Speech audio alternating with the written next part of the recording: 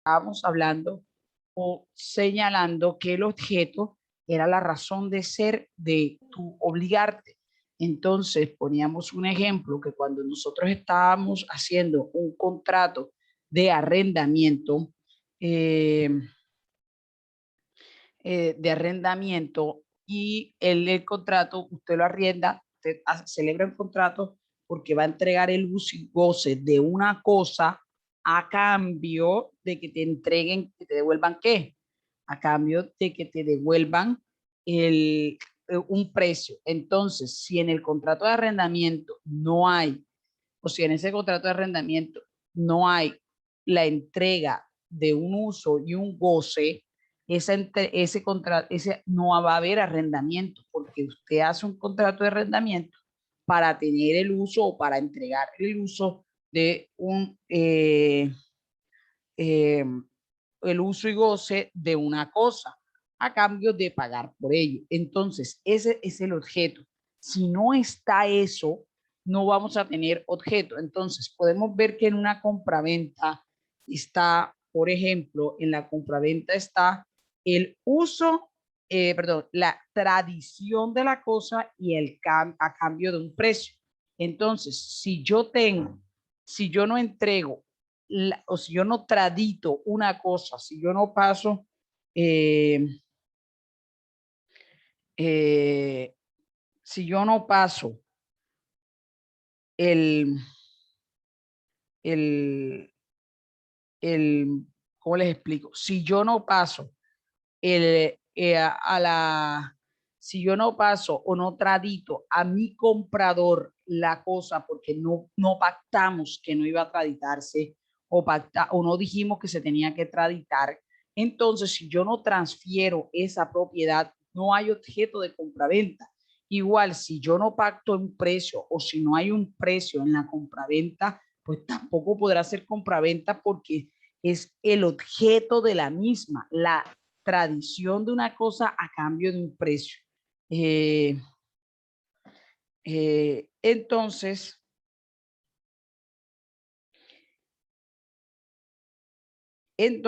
cuando nosotros estamos en presencia de estas situaciones concretas que estamos contando, entonces es que estamos nosotros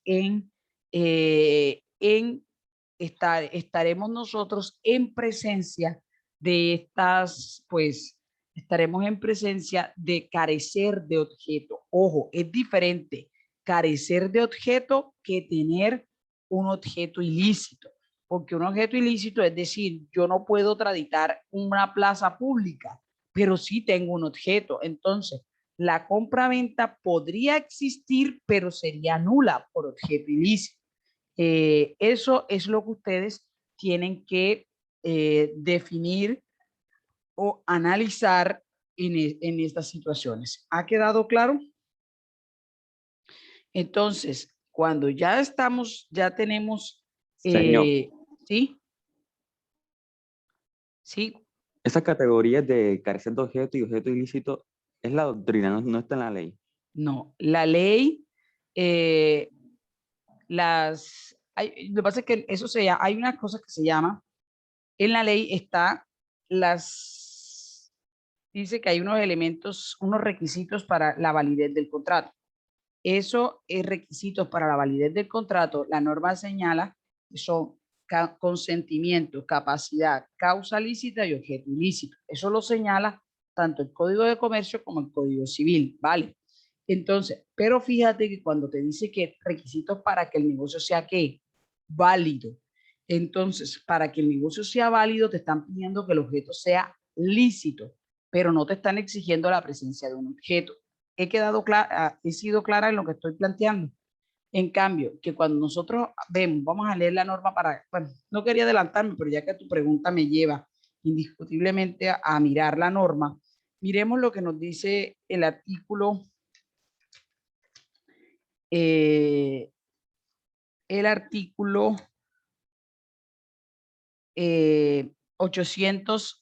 898, inciso segundo. Miremos, por favor, esa norma del Código de Comercio.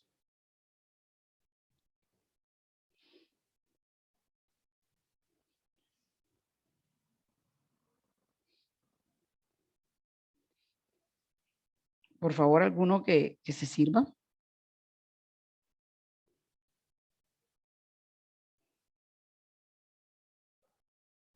Compañeros, el artículo 898 del Código de Comercio, inciso segundo.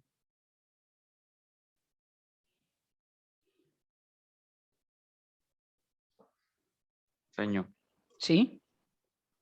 será inexistente el negocio jurídico cuando se haya celebrado sin las solemnidades sustanciales que la ley exija para su formación, en razón del acto o contrato y cuando falta alguno de sus elementos esenciales. Entonces, la doctrina se ha referido que aquí los elementos esenciales son los elementos del objeto de cada contrato. ¿Cuál es el elemento de cada contrato? Voy a ponerte un ejemplo. Te voy a poner un ejemplo aún más para que tú veas cómo la norma. Si nosotros vamos al código civil, vamos al código civil, vas a buscar el artículo de compraventa. Vamos a buscar el artículo de compraventa y tú me vas a decir allí cuál es, según ese artículo, el elemento esencial para que exista compraventa. Vamos, ¿vale? Entonces, vamos a mirar compraventa porque es más, como más sencillo. Artículo 1849.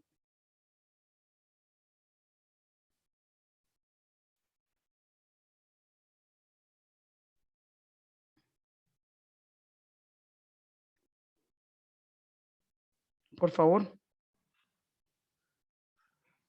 Dice, la compraventa es un contrato en que una de las partes se obliga a dar una cosa y la otra a pagarla en Hasta dinero. ahí, hasta ahí. Aquella, Déjala hasta ahí porque lo demás no estamos en clase de contrato. Entonces, si tú miras desde esa manera, te está diciendo cuál es el elemento esencial para que exista compraventa. Uno, que alguien dé una cosa y el otro pague el precio. Si llega a faltar cualquiera de las dos cosas, el contrato es inexistente, según el artículo 898 del Código de Comercio. ¿Ha quedado claro? Entonces, fíjate que cada contrato va a tener un elemento esencial, que sin ese elemento, no, un elemento, sin ese elemento no, que es su objeto, no vamos a tener, va a ser inexistente, no va a existir el negocio jurídico. Por ejemplo, si yo voy a el contrato de seguro, que es el contrato, uno de los contratos que me gusta porque el mismo código señala cuáles son los elementos esenciales, o sea, cuáles son los elementos esenciales de ese contrato, qué lo conforma. Entonces, vamos, por ejemplo, a seguro. En el contrato de seguro, que eso me parece el artículo 1045 del Código de Comercio, por favor. 1045 Código de Comercio.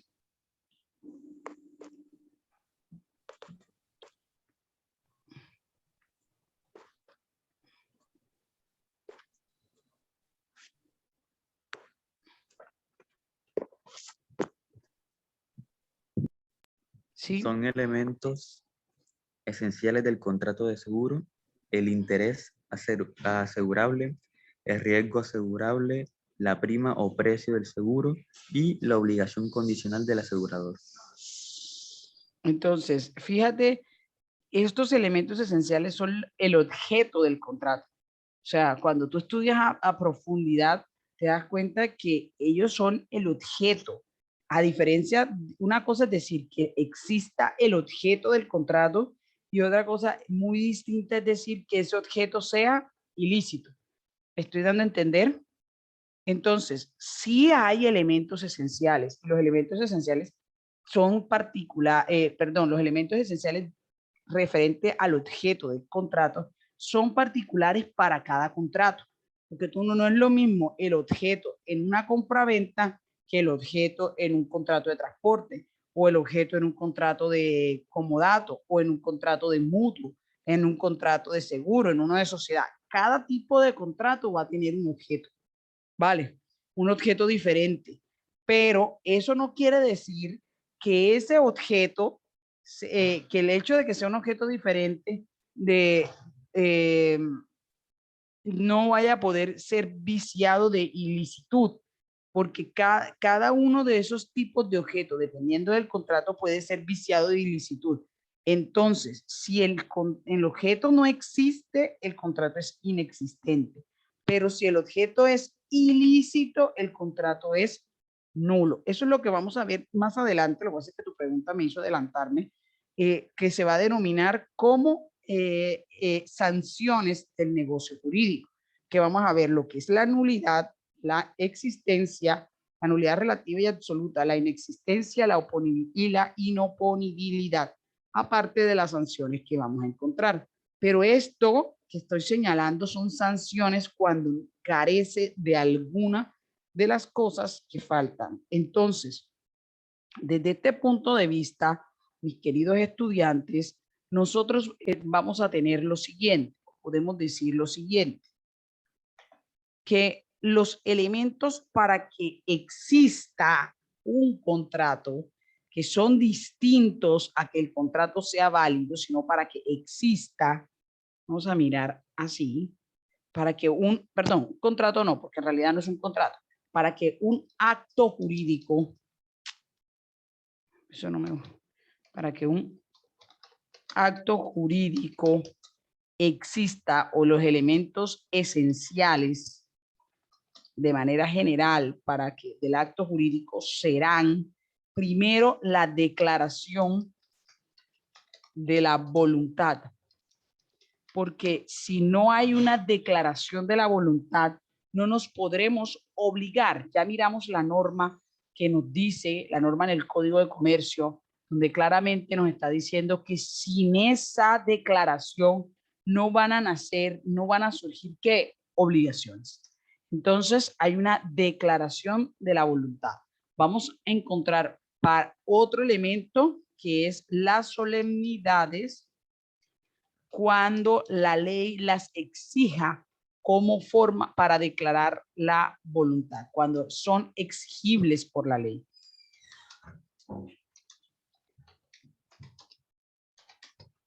¿Queda claro?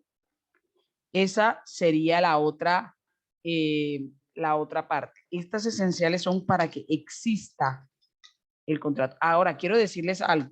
En el Código Civil, como fue un código que se pensó, viene del Código de Napoleón, allá no se habla de inexistencia del contrato. Ellos allá lo igualan casi a la nulidad absoluta, pero la doctrina y el derecho ha evolucionado y para eso ha llegado el Código de Comercio a regular, a llenar esos espacios que indefectiblemente el tiempo y el devenir de las cosas hacen que se presente. Entonces, los elementos esenciales son los elementos para que exista el acto jurídico. Y encontramos el tercer elemento, según lo que nos habla el artículo 898, que nos dice que son, nos dice los elementos esenciales de cada contrato. A eso lo vamos a llamar el objeto del acto jurídico.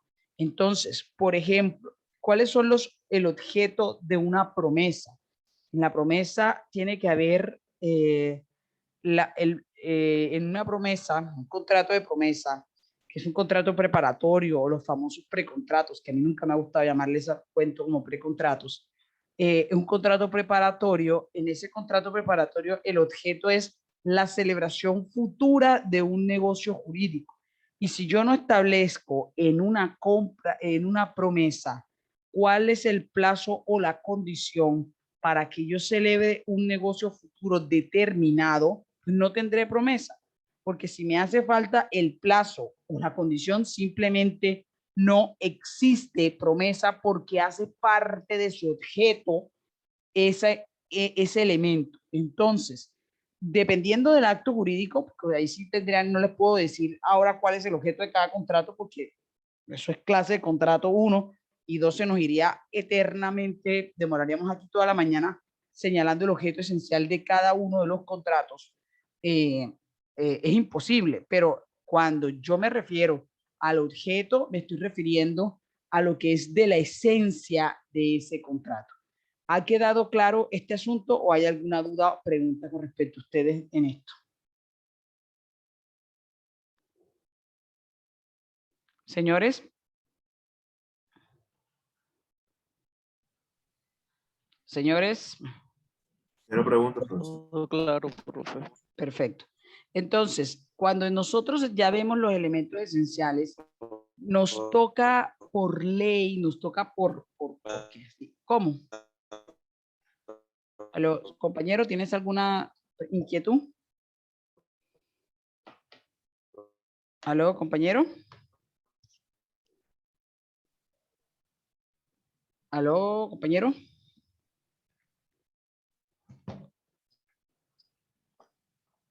Bueno, entonces es interesante, es necesario nosotros mirar estas situaciones. Entonces, vamos a mirar ahora no los elementos de la esencia del contrato, que ya ya los vimos, los que son de la esencia para que exista. Vamos a mirar ahora esos elementos que se requieren para que el contrato sea válido, para que el acto jurídico sea válido. Vamos a hablar los elementos de validez. Cuando yo les digo a ustedes de que sea válido, estoy hablando de algo que existe, pero produce efectos, porque pueden ocurrir cosas que existen, pero no produzcan efectos.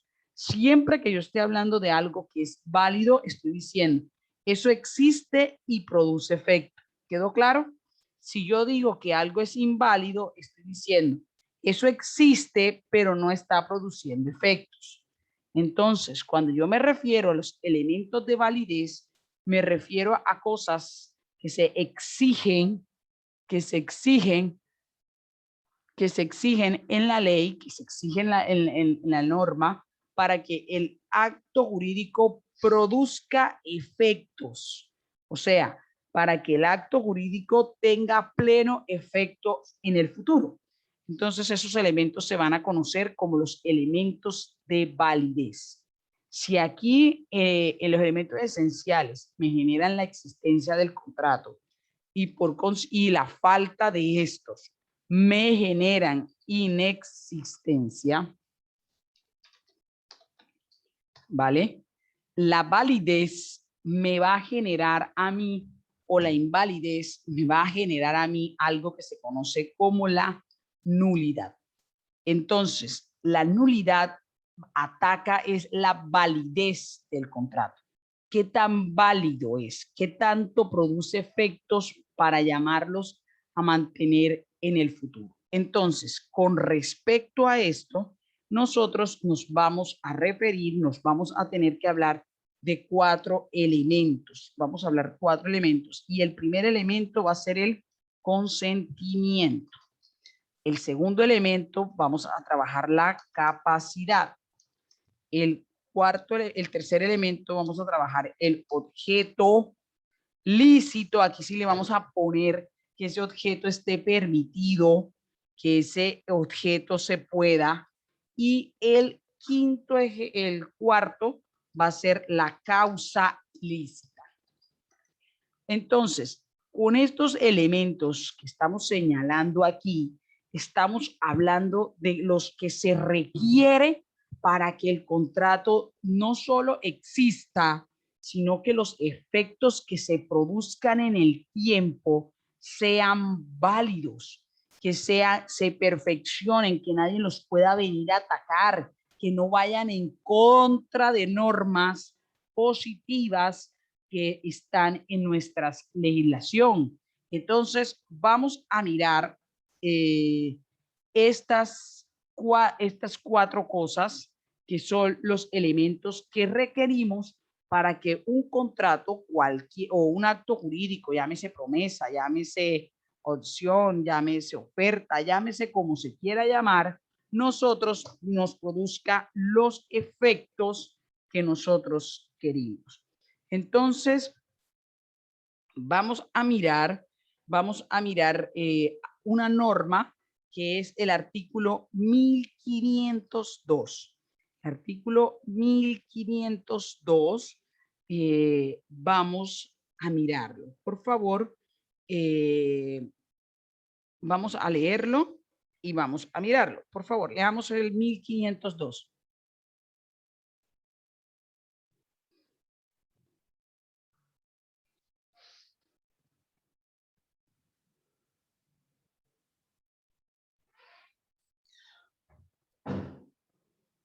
Señores.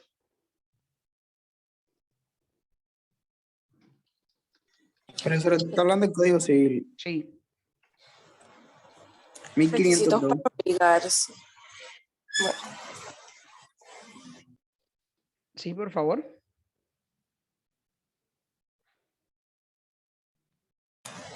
para que una persona se obligue a otra por un acto o declaración de voluntad, es necesario, primero, que sea legalmente capaz. Segundo, que consienta en dicho acto o declaración y su consentimiento no adolezca de vicio.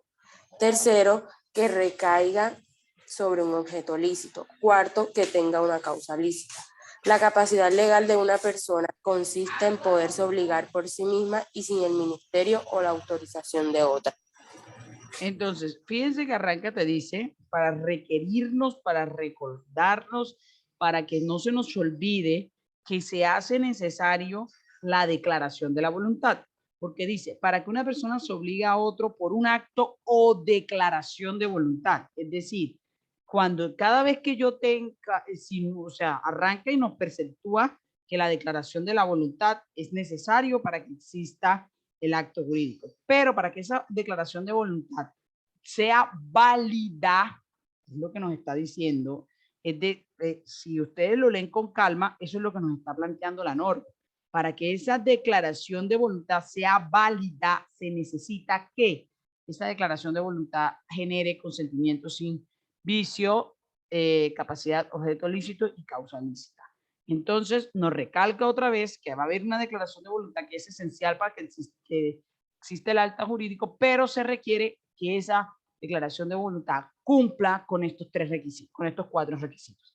¿Ha quedado claro con respecto a lo que estamos tratando de estudiar aquí en esta mañana? ¿O hay alguna pregunta con respecto a eso?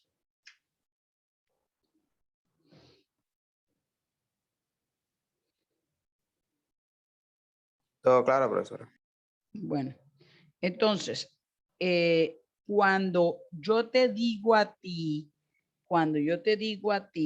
que ¿qué es vamos a arrancar por la más sencilla. ¿Cuál es la más sencilla? Pues el consentimiento. Entonces, aquí vamos a ver el consentimiento sin vicio. Entonces, este consentimiento que yo voy a tener aquí, vamos a definir qué es el consentimiento. El consentimiento, podemos decirlo, es la manifestación de la voluntad directa, reflexiva, encaminada a producir un efecto jurídico. En otras palabras, el consentimiento es cuando esa declaración de la voluntad que yo hago es una declaración directa, reflexiva, analizada, que yo estoy haciendo con respecto más bien, que tiene como propósito producir un efecto jurídico. Entonces, vamos a ver, por ejemplo, estamos en un contrato de compraventa. Cuando yo manifiesto mi voluntad de manera directa, de que si quiero comprar la casa, y la otra persona manifiesta su voluntad que sí la quiere vender, y no hay ninguna traba producto de los vicios, y esa voluntad se expresa de manera libre, directa, reflexiva, allá hay consentimiento. Yo consentí en eso. Yo estuve de acuerdo con. ¿Te estoy dando a entender? Entonces, se hace necesario entender que cuando hablamos de que es de ese consentimiento, es esa misma declaración de voluntad que yo tengo que hacer pero que esa declaración de voluntad no es simplemente voy a decir qué es lo que quiero, sino que cuando lo haga de manera libre, reflexiva y directa. ¿Por qué? Porque es que si nosotros miramos el artículo 1502 nos dice que el consentimiento sin vicios, ¿vale? Es decir, esa declaración de voluntad tiene que ser depurada, tiene que cumplir con unos requisitos. Ahora, ¿cuáles son esos requisitos? Pues tiene que ser libre, y ahora vamos a ver por qué tiene que ser libre. Tiene que ser directa y tiene que ser reflexiva. Esto lleva a que tiene que ser reflexiva estas tres cosas, porque es que ese consentimiento, esa declaración de voluntad que yo voy a hacer, libre, directa, reflexiva, que va encaminada a producir un efecto jurídico, nosotros nos vamos a encontrar que ese consentimiento que yo he expresado, que yo he dicho, que yo he señalado, tiene que estar sin vicios. ¿Y qué son los vicios? Los vicios son externalidades a la voluntad, o sea, lo que yo quiero, cosas diferentes a la voluntad que van a modificar de una u otra manera esa declaración de la voluntad, y que van a impedir que mi declaración de la voluntad al final y al cabo no sea libre, no sea directa y no sea reflexiva. Entonces, voy a ponerles un ejemplo. Si usted dice, a usted le preguntan, ¿usted quiere vender la casa? Y usted dice que sí, pero resulta que usted va a vender la casa porque un grupo de delincuentes del barrio lo han amenazado y lo están extorsionando de muerte, lo están extorsionando y lo han amenazado de muerte. ¿Usted cree que ese consentimiento, esa declaración de la voluntad es libre o coaccionada? ¿Qué es lo que está produciendo que usted declare su voluntad? ¿Su querer interno o el acto de los grupos vandálicos de la zona donde usted tiene la casa? ¿Cuál cree usted? Las amenazas. Las amenazas. Entonces, mi declaración de la voluntad no es con, no hay consentimiento, o sea, y aunque yo he declarado la voluntad, fíjense, aunque yo he declarado la voluntad, esa declaración de la voluntad carece de libertad, porque ha caído en un vicio que se llama fuerza. Es decir, he declarado mi voluntad bajo presión, bajo constreñimiento. Entonces, aunque yo sí he declarado mi voluntad, no hay consentimiento. ¿Por qué no hay consentimiento? Porque mi expresión, mi declaración, mi manifestación de la voluntad no ha sido libre. Y eso es lo que va a proteger el consentimiento. Que pueda haber una declaración de voluntad, pero que esta no se ha dado en la forma libre, directa y reflexiva. Entonces, ese consentimiento es eso. Ahora, cuando yo consiento en algo, a veces pareciera que uno pareciera que uno está hablando de consenso. Y efectivamente, cuando no hay consenso entre las partes y uno declara una cosa y otro declara la voluntad para otra, y se va a tratar de que esas dos voluntades coincidan, y no coinciden porque yo lo que quería era una cosa y él quería otra, tampoco va a engendrar en algunos casos el negocio jurídico. ¿Por qué? Porque cuando en el negocio jurídico se requiere que las declaraciones de voluntad coincidan, y si estas no coinciden en el querer, no se ha trabado el consenso. ¿Qué es el consenso? Cuando la declaración de la voluntad de alguien con la declaración de la voluntad mía coinciden, y al coincidir formamos un contrato. Si eso no se da, en eso vamos a tener un error, un vicio, y eso lo vamos a tratar ahora. Entonces, ¿ha quedado claro qué es el consentimiento y cómo debe de ser? Entonces, este consentimiento nosotros lo vamos a mirar que tiene que tener libre de vicio. Entonces, tiene que ser sin error, sin fuerza, ni dolo. ¿Quedó claro? Se tienen que cumplir estas tres cosas. El error, el consentimiento tiene que ser libre, directa. La declaración de la voluntad en el consentimiento indica que esta tiene que ser libre, directa y reflexiva. Y que eso tiene que darse sin error, sin fuerza y sin dolo. ¿Ha quedado claro o hay alguna duda con respecto a esto? O podemos avanzar. Señor, entonces queda claro que ese consentimiento es para los negocios, no para los actos, porque como es consentimiento, No. sería Yo para... lo que te estoy diciendo es, una cosa es el consentimiento y el consentimiento es que tú declares la voluntad libre, directa y reflexiva. Hasta ahí. Sea para un acto jurídico o sea para un contrato. Lo que te expresé es que a veces en los contratos se requiere que el consentimiento de las personas genere consenso. ¿Qué es el consenso?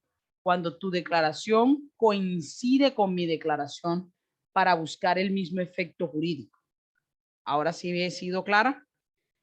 Si el consentimiento, si tu declaración de la voluntad no coincide con mi declaración de la voluntad, ahí se va a producir pues algo que vamos a denominar ahora un error, pero un error sobre el acto. Y eso se conoce como un vicia la declaración. ¿Por qué? Porque tú no puedes querer, vamos a suponer el ejemplo, tú lo que querías era arrendarme la casa y yo quería era comprarte la casa. ¿Hay consenso en las declaraciones de voluntad ahí?